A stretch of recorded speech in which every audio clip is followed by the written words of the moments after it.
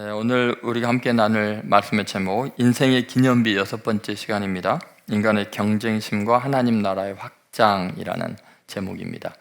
우리가 지금 한 번뿐인 인생을 정말 기념비적인 삶으로 가치 있는 인생을 사는 방법이 뭘까? 우리가 성경적으로 지금 살펴보고 있습니다. 오늘은 이 경쟁심이라는 인간의 죄악된 한 속성, 그것을 하나님께서 어떻게 선으로 바꾸셔서 우리 인생에 거룩한 하나님의 뜻을 이루시는가 말씀을 함께 나누려고 합니다.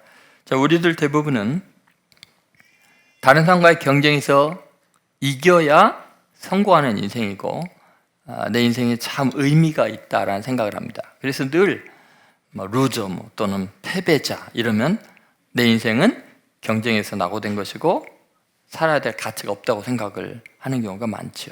그러다 보니까 우리는 나보다 잘난 사람 어떤 측면에서 보기만 해도 시기심이 생겨나고요. 그 시기심 때문에 말할 수 없는 불필요한 갈등들을 불러일으키면서 짧은 생애를 고통 가운데 지내기 쉽습니다. 자, 여러분, 우리는 이 경쟁심이 실제로는 인류 역사의 과학적인 발전, 예술적인 발전에 어마어마한 기여를 한 것을 알고 있습니다. 그러나 그 기여한 것보다도 이 경쟁심과 시기심이 가정을 파괴하고 또 국가 간의 전쟁을 일으키고 그것으로 인한 고통과 비극이 훨씬 많습니다. 정서적으로 인간이 파괴되는 게 이 시기심입니다. 경쟁의식이 생기기 시작하면요, 아무리 좋았던 관계도요, 한순간에 무너지고 그렇게 행복했던 가정이 지옥으로 바뀌게 됩니다. 자, 우리는 그렇게 연약해서 쉽게 시기하고 경쟁심에 노예가 될 수밖에 없는 존재들인데 하나님께서는 이것을 어떻게 다루실까요?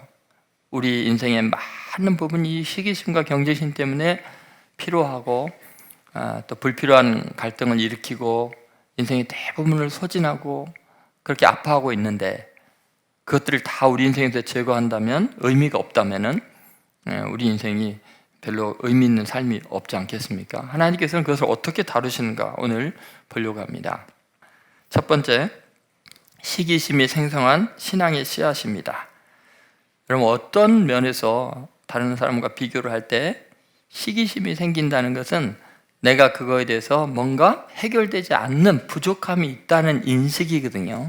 그런데 자기의 부족함을 느끼고 한계를 느끼는 그 순간에 신앙이 싹이 틀 수 있는 기회가 생기게 됩니다.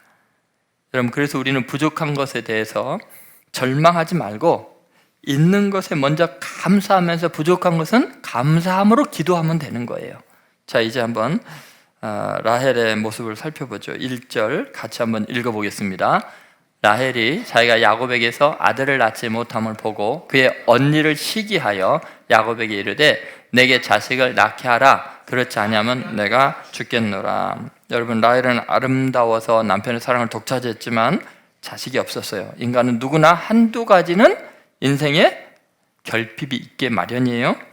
하나님께서 주신 우리 인생의 여백이에요. 정말 아름다운 여백이에요. 그것이 있어야 각박한 경쟁 사회에서 교만하지 않을 수 있어요. 한가 피조물로서 자기 자신의 자리를 잡을 수 있는 것은 해결되지 않는 결핍 때문이에요. 그때 번지수를 잘 잡아야 돼요. 그걸 채우고 해결할 수 있는 것은 인간이 아니죠. 사람에게 부족함을 해결해 달라고 매달려 봤자 상처만 받습니다. 사실 우리 인생은 멈출 줄 모르는 폭주하는 기관차 같은 탐욕 중에도요, 인간은 절대로 해결할 수 없는 그런 한계를 경험하게 돼요. 근데 신기하게 그때서야 하나님에 대한 의식이 싹이 트기 시작합니다. 라헬은 사실 그전에는 하나님에 대한 인식이 전혀 없었어요. 왜요? 남편의 사랑 때문에 모든 게 해결되니까요. 자기의 갈망을 채워주는 근원이 남편이라고 생각했어요. 왜냐하면 너무 사랑하니까. 어느 정도 사랑하죠? 그녀를 얻기 위해서 14년을 노예살이할 정도니까. 라헬은요, 남편의 사랑 안에서요 만족했어요. 모든 게 해결됐어요. 여러분, 그 정도면 하나님 찾겠어요? 여러분 같으면 하나님 찾겠어요? 야곱의 왜 그 넓은 사랑 안에서, 그 희생적인 사랑 안에서 하나님 생각 전혀 못했을 거예요. 여러분 1절을 다시 한번 보세요. 남편이 야곱에게 요구하는 그 모습을 한번 보세요.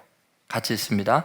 라헬이 자기가 야곱에게서 아들을 낳지 못함을 보고 그의 언니를 시기하여 야곱에게 이르되 내게 자식을 낳게 하라. 그렇지 아니하면 내가 죽겠노라. 여러분,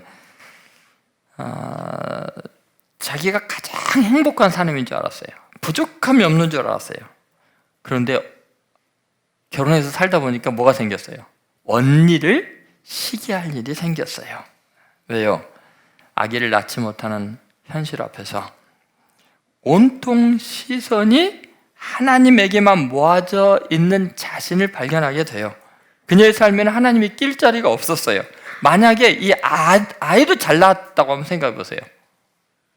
그녀에게는 하나님은 존재하는 듯 마는 듯 아무 의미가 없어요. 그녀의 삶에서 놀랍게도 언니에 대한 우월의식, 남편에 대한 사랑, 이것이 다였어요.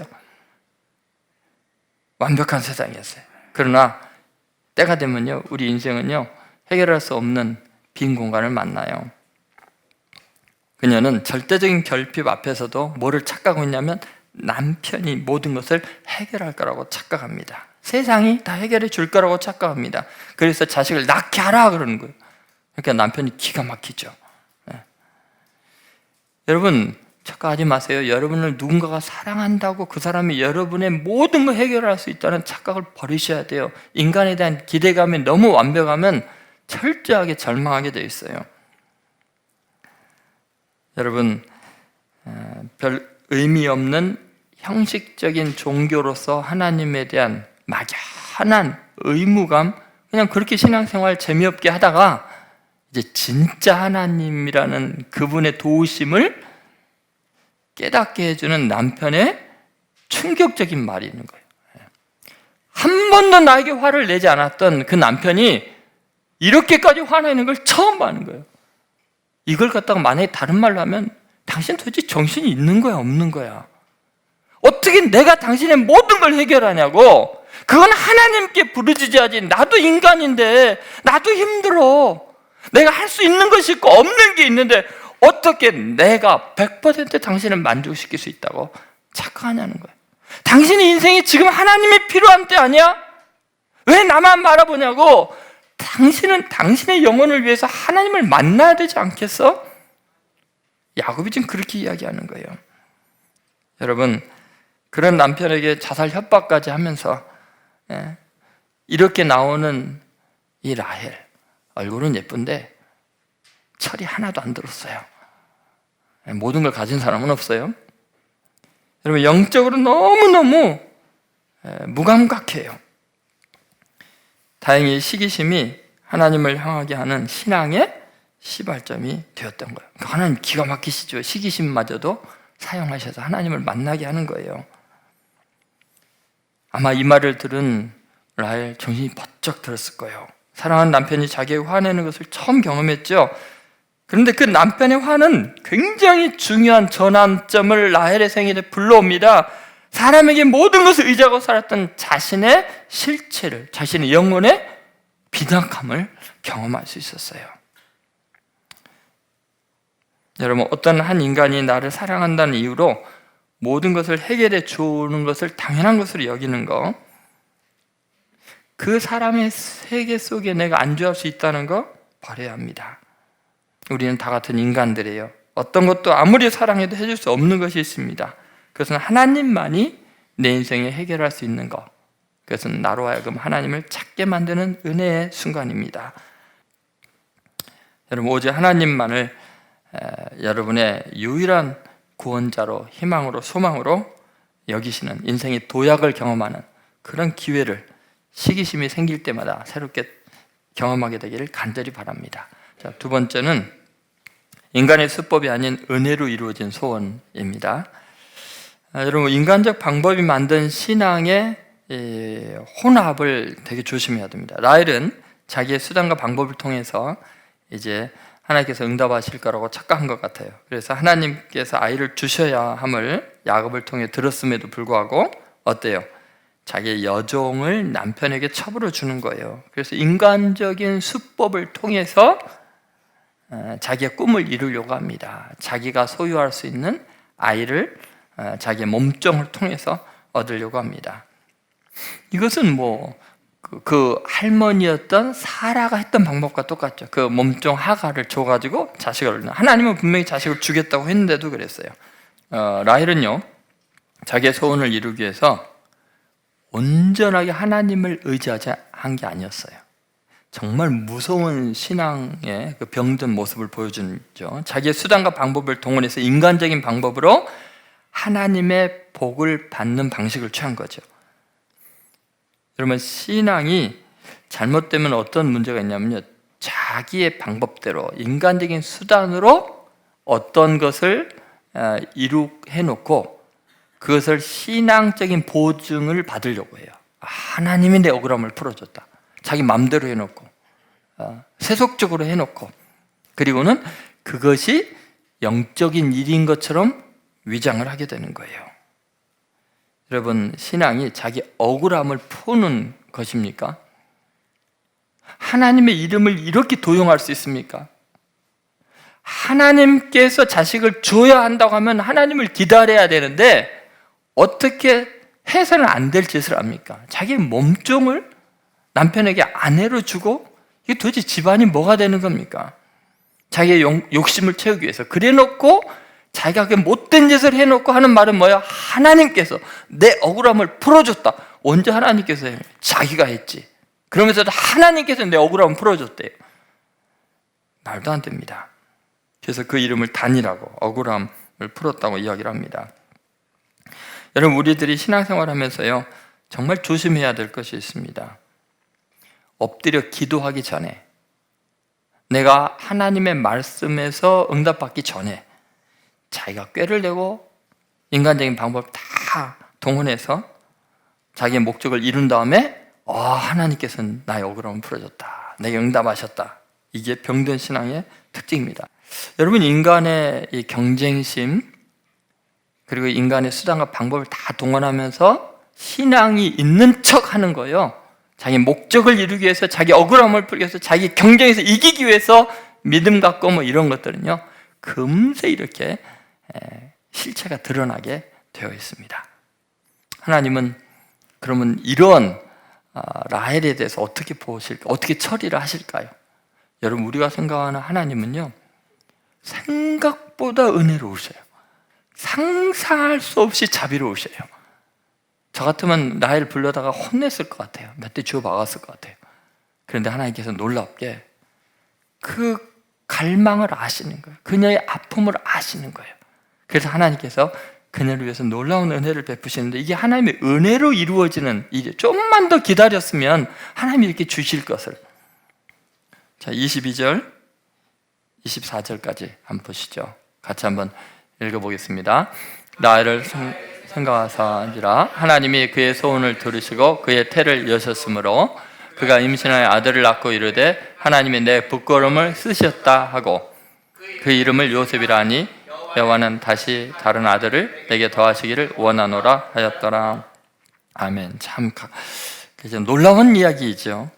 인자하신 하나님은 그 부족하지만 라헬의 시기심으로 인한 아픔과 경쟁심, 그로 인한 몸부림을 헤아리고 계셨어요. 야, 니는 어때 그 모양이냐? 그렇게 지저분하냐? 너 그렇게 인간적인 수법을 쓰냐? 그렇게 믿음이 없냐? 한마디도 혼내지 않았어요. 참 신기하죠. 저는 참 이 구절을 읽을 때마다 너무 놀라워요.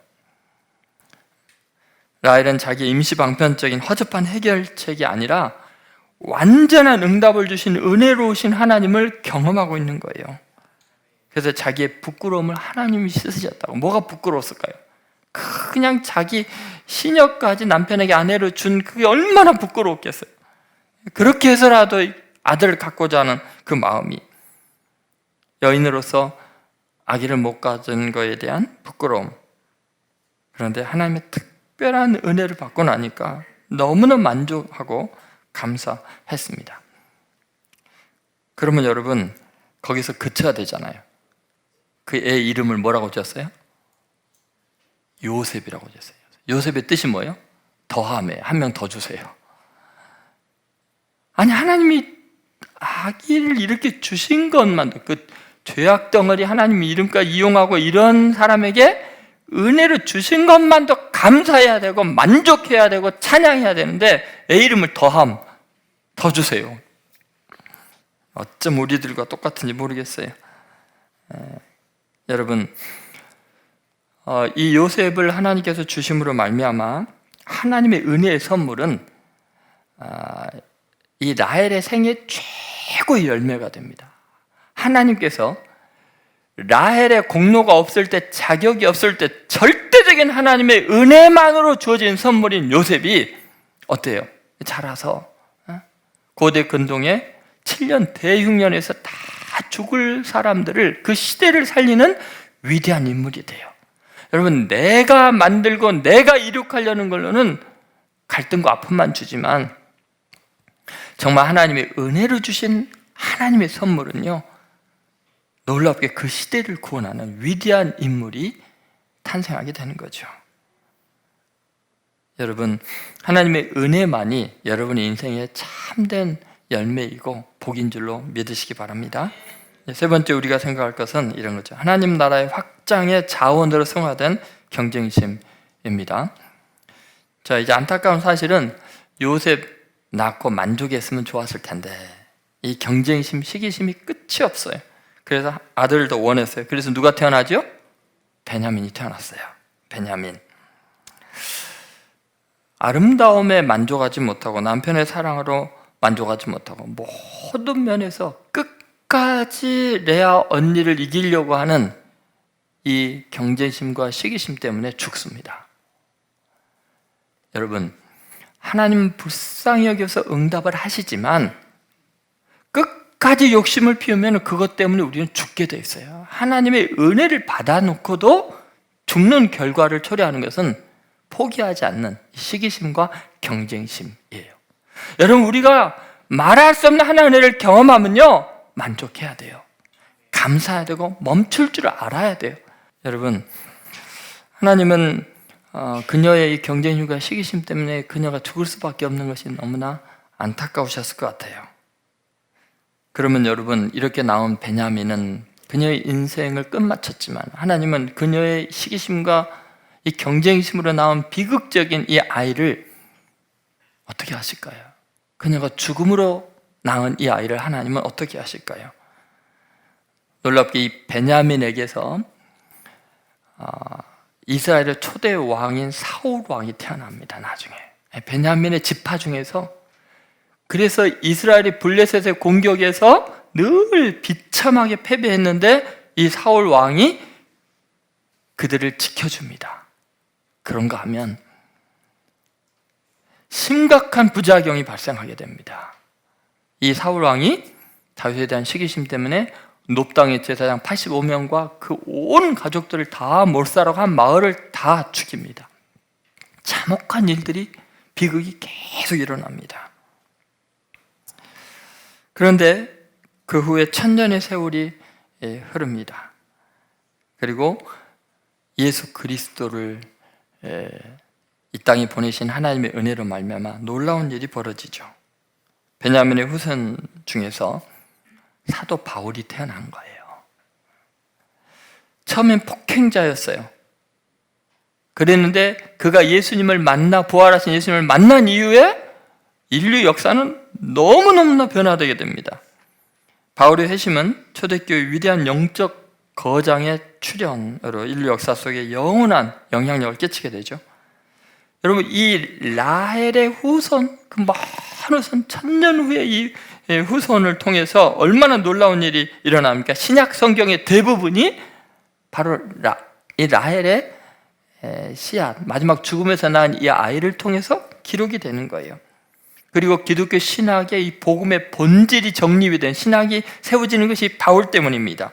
그리고 하나님의 나라가 전 세계, 유대인의 하나님만이 아니라 이방인의 하나님도 되시는 것, 전 인류의 구주가 예수 그리스도인 것을 드러내는 것이 바로 라헬이 죽음에서 낳은 이 베냐민의 후손 중에 이 사울, 이 바울이 됨으로 엄청난 일이 일어납니다.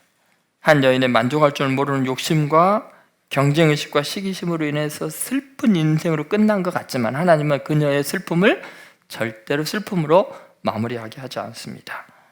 하나님은 그녀의 창조주이십니다. 그녀는 경쟁심으로 고통을 겪었지만 하나님께서는 그녀의 고통을 인류 역사의 하나님 나라 확장에 위대하게 사용하십니다. 누가 이걸 상상이나 했겠어요? 그냥 라헬의 그 단편만 보면 아휴 그냥 철없고 시기심만 있어갖고 도대체 인생이 왜 태어났나? 천만의 말씀입니다. 그녀도 하나님의 작품이고 하나님이 사랑하셔요.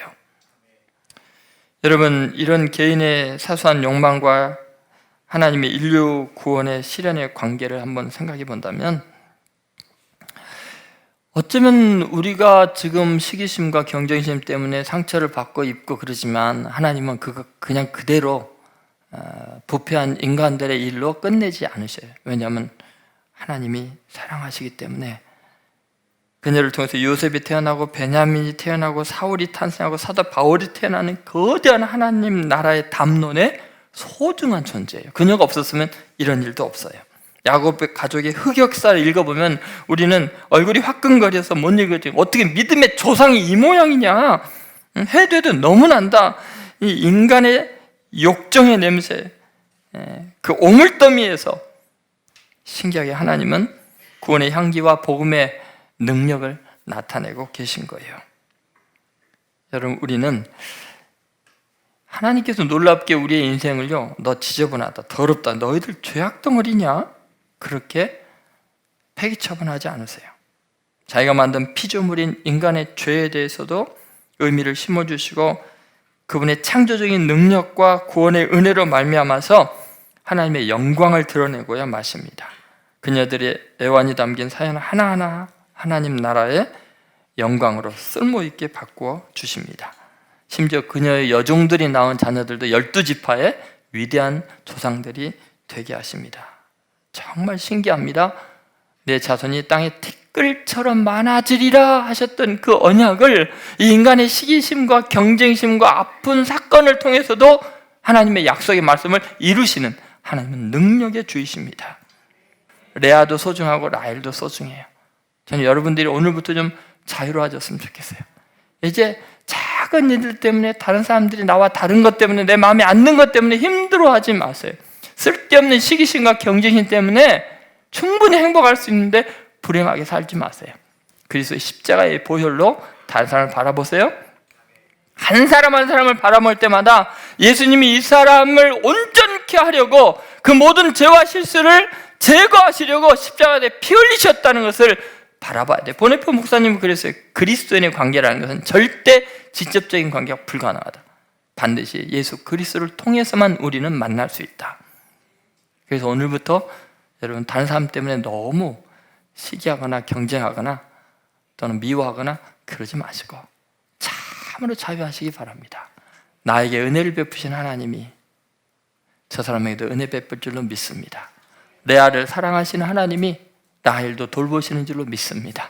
그 하나님 은혜 안에서 오늘부터 참된 평화와 감사와 기쁨으로 승리하는 성도들 되시기를 주의 이름으로 축원드립니다.